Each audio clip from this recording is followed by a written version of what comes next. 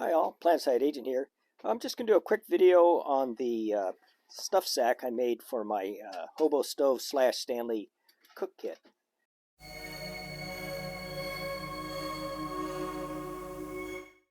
A quickie on how I made this. This is wax cotton, which I get off of from Etsy, a vendor there. I'll go ahead and leave a link to that vendor in the description if you're interested in getting this stuff.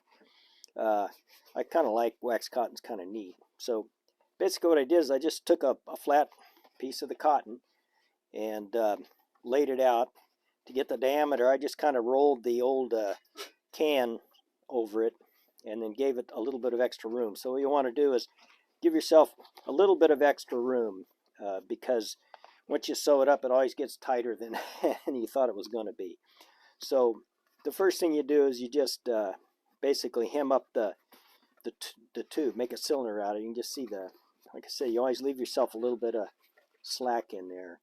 That's if you know how to sew with definitely, well, you can do it by hand. It'd be a lot of work, but you know how to get a sewing machine. I learned how to use a sewing machine years ago, actually when I bought a Frostline kit. They were for a backpack, and the wife said she sewed up. She never got around to it, and one time she was out doing something. I said, screw it. So I just grabbed the old manual from the sewing machine, read up how to do it, and the instructions in the old Frostline kits were very good. So I went ahead and figured out how to sew, and after that I made all kinds of stuff sacks. Stuff sacks especially, you just buy the raw nylon, and you can knock those out in no time at a fraction of the cost of what you had to buy them. So, and I made a lot of tailor-made gear just for my stuff, just like for this. Thought I'd just make a nice little carrying case for it out of wax cotton, and like I said, it doesn't take too long to knock these out. So anyway, yeah, if you're interested, look around. Maybe you can pick up a old used sewing machine somewhere and learn how to do it, and you can knock out all kinds of ready-made gear for yourself at a fraction of the cost. So anyway, back to the sewing kit. So you just sew up down the center to make a cylinder, and then I'm getting ahead of myself. The first thing you want to do is stitch up where you're going to put the pull.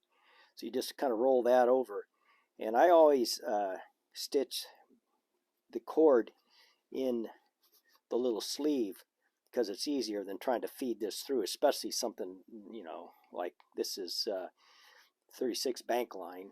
There you go, that I made for it with a lock tab on it.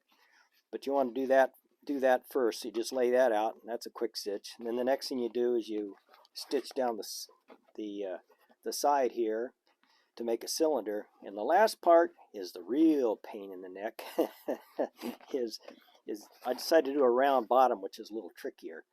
So I just cut out a bigger round piece, and then just, of course, you do this all inside out. I'm not going to redo it, turn this back inside out again.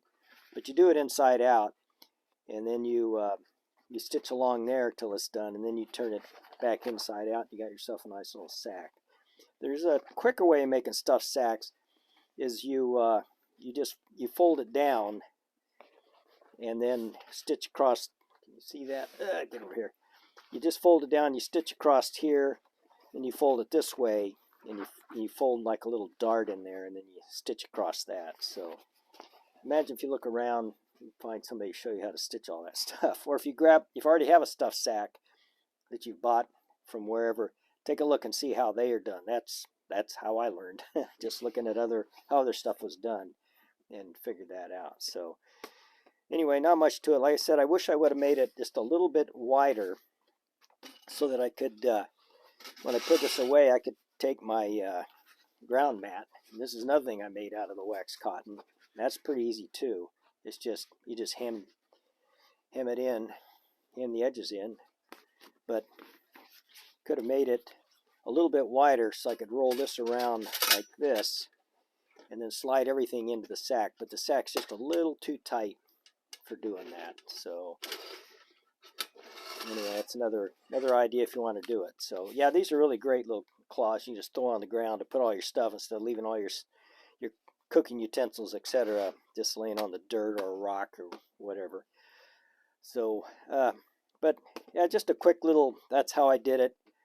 Go ahead and experiment for yourself if you're interested. So I can't think of anything else to say on this, so hope you guys enjoyed this little video, and we'll see you next time. Bye-bye.